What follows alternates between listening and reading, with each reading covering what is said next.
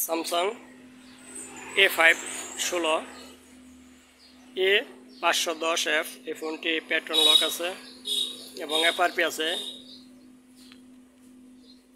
এই ফোনটি আমরা আনলক করব Z3X বক্সের মাধ্যমে। আমরা সরাসরি চলে যাচ্ছি কম্পিউটার স্ক্রিনে। আমরা বিগত দিন দেখেছি এটা U8 হলে এফআরপি আনলক করতে গেলে মোটামুটি অনেক সময় লাগে এবং ঝামেলা। আমরা খুব সিম্পলিভাবে এই ফোনটি আনলক করব। আমরা সরাসরি চলে যাচ্ছি কম্পিউটার স্ক্রিনে, দেখতে থাকেন সবাই। আমরা প্রথমে Z200H এটা সিলেক্ট করে নেব, কিন্তু আমার সেট হলো A510, কিন্তু আমরা এই সেটের মডেল সিলেক্ট করব SM Z200H। এরপর আমরা সরাসরি চলে যাব আনলকে এবং আমরা রিসেট এফআরপি রিসেট এটার মধ্যে ক্লিক করব এবং সেটটি অবশ্যই ডাউনলোড মোডে নিয়ে ইউএসবি লাগে আমরা রিসেট এফআরপি রিসেট এটা প্রেস করব। আমাদের ফোনটি আমরা এখন ডাউনলোড মোডে নিয়ে যাব। ডাউনলোড মোড নিতে পাওয়ার, ভলিউম মাইনাস এবং হোম বাটন প্রেস করে রাখার পর একটা অপশন আসবে, পর ভলিউম প্লাস চাপ দিলে ডাউনলোড মোড চলে আসবে। এখন আমরা এটার মধ্যে ইউএসবি পোর্ট লাগাবো। ইউএসবি কেবলটি এখানে লাগিয়ে দেব।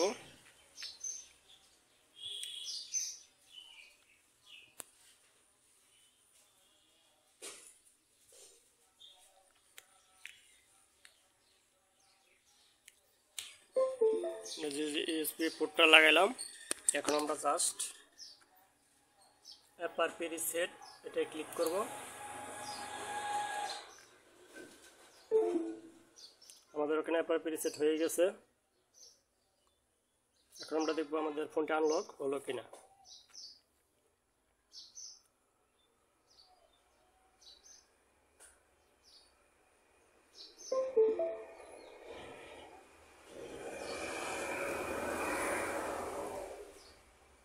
এই ফোনটি আনলক করার জন্য অনেকেই আনলক টুলস ব্যবহার করছে, EFT টুলস ব্যবহার করছে এবং অনেকে কনভার্সন ফাইল দিয়ে আনলক করার চেষ্টা করেছে।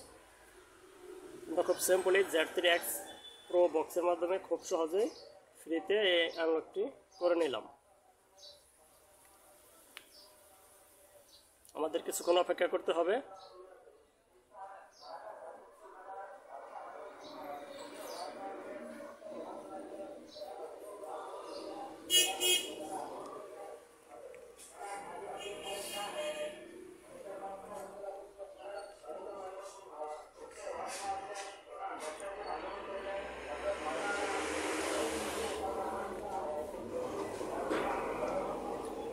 আমাদের ফোনটি সরাসরি অন হয়ে যাবে, কোনো প্রকার সেটিং করতে হবে না, অটোমেটিক অন হয়ে যাবে, কিন্তু আমাদের কিছুক্ষণ অপেক্ষা করতে হবে।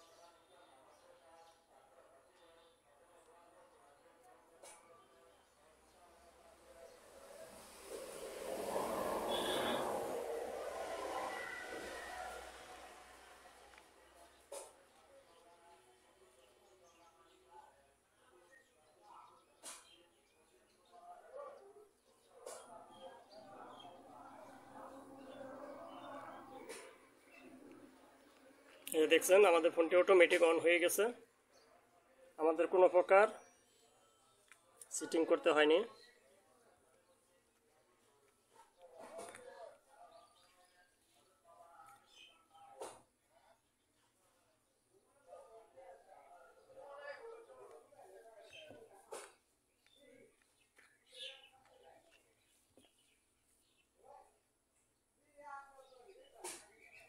আমাদের ফোনটি অন হয়ে গেছে।